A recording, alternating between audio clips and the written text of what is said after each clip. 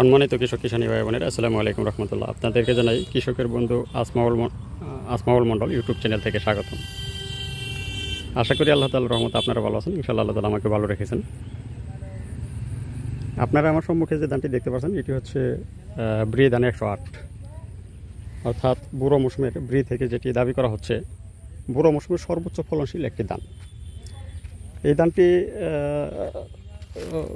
ব্রি office থেকে যেটা দাবি করা হচ্ছে যে 33 শতকে বিঘায় 28 থেকে 33 মণ পর্যন্ত ফলন দেওয়া সম্ভব, এটি বা 28 থেকে 30-35 মণ পর্যন্ত ফলন দেওয়া সম্ভব।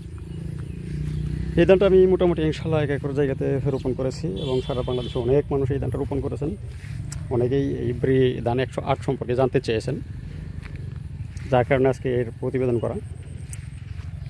ব্রি ধান 108 রোপণ করার পরে আমি যতটুকু বুঝতে পেরেছি এবং জানতে পেরেছি যে এই ধানটির একটু খাবার বেশি খাবে, অর্থাৎ এই ধানটি খাবার খাবে হচ্ছে ব্রি ধান 29-এর সমান। এটা যদি আপনি খাবার কম দেন তাহলে পাশ কাঠি পরিমাণ কম আসবে, আর যদি খাবার ভালো দেন, বেশি দেন, মানে সঠিক পরিমাণ দেন, পরিমাপটা যদি সঠিক থাকে তাহলে এটির পাশ কাঠি অসংখ্য পরিমাণ পাশ কাঠি আসবে। যেমন আমি আপনাদেরকে দেখাইতে চাই, দেখেন এই হচ্ছে একটি পাশ কাঠি, একটি গুছি।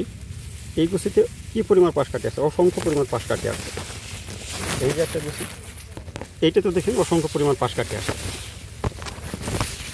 এই ধানটি আপনাকে রোপণ করতে চাইলে যে জিনিসটি অবশ্যই মাথায় রাখতে হবে সেটি হলো এই ধানগুলা খাবার বেশি খায়, সেই দিকে আপনাদের খেয়াল রাখতে হবে। খাবার বেশি দিলে এই ধানটি সুষম পরিমাণ খাবার দিলে তাহলে এই ধানটি পাশ কাঠি অত্যন্ত পাশ কাঠি আসবে। আর ব্রি থেকে যেটা দাবি করা হচ্ছে ধানের গ্রোথ দেখে আমি যতটুকু বুঝতে পারতেছি এবং আমার কাছে মনে হচ্ছে যে এটি 33 শতকে বিঘায় 28 থেকে 32 মণ ধান এই ফলানো সম্ভব। এই যে খুব চমৎকার ধান হয়েছে, একেবারে মানে কী সুন্দর ধান হয়েছে দেখতেই পাচ্ছেন আপনারা। আল্লাহর রহমতে খুবই সুন্দর ধান হয়েছে। এই ব্রি ধান 108 আপনাকে ধান চাষাবাদ করতে গেলে, যে কোনো ধান যদি আপনি চাষাবাদ করতে চান, আপনার কিছু জিনিস মাথায় রাখতে হবে। সেটি হলো আপনার জমিতে চারা রোপণ করতে হবে। এই সারি থেকে সারির দূরত্ব দিতে হবে 8 ইঞ্চি, সারির ভিতরে দিতে হবে 6 ইঞ্চি। প্রত্যেক গুছিতে 2 থেকে 3টে করে চারা দিতে হবে। আপনি যদি এইভাবে রোপণ করতে পারেন তাহলে খুব ভালো এবং কাঙ্ক্ষিত ফলন পাবেন বলে আমি আশা করি। এখানে দেখতে পাচ্ছেন 1 একর 4 শতাংশ জায়গা। এই জায়গাটাতে আমি 100 ব্রি ধান 108, ব্রি ধান 104, ফিলিপাইন সুগন্ধি, উচ্চ ফলনশীল ফিলিপাইন সুগন্ধি, খাটো মিনিকেট, এই 4টা জাত আমি এখানে রোপণ করেছি।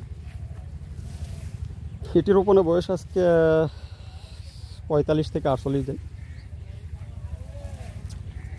এই ব্রি ধান 108-এর জীবনকাল কিন্তু হচ্ছে আপনার এই 148 থেকে 51 দিন, অর্থাৎ এটি হচ্ছে মধ্যমায়ন। মানে আপনার ব্রি ধান 29-এর 1 সপ্তাহ আগে আসবে, কারণ ব্রি ধান 29-এর জীবনকাল হলো 155 থেকে 60 দিন, আর এই ধানটার জীবনকাল হলো 148 থেকে 51 দিন, অর্থাৎ রড মিনিকেটে আপনার 29-এর চেয়ে 10 দিন আগামীটা মধ্যমায়ন। এই ধানটি কিন্তু একদম চিকন, অর্থাৎ এটি কাটারি বিকল্প, একদম কাটারির মতো ধানটা।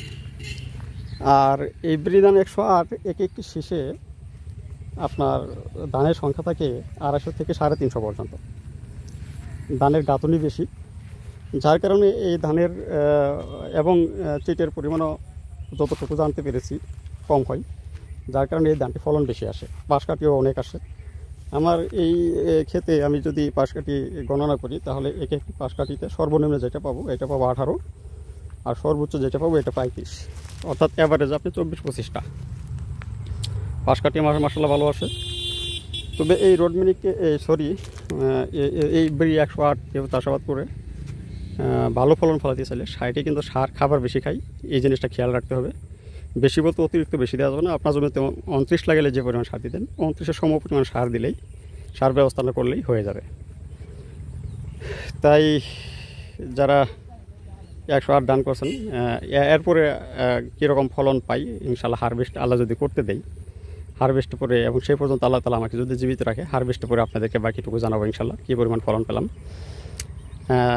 আপনাদের সুস্বাস্থ্য কামনা করে এবং দীর্ঘায়ু কামনা করে এখানে শেষ করছি। ওয়া আখিরি দাওয়ানা আলহামদুলিল্লাহ। আসসালামু আলাইকুম রহমতুল্লাহ।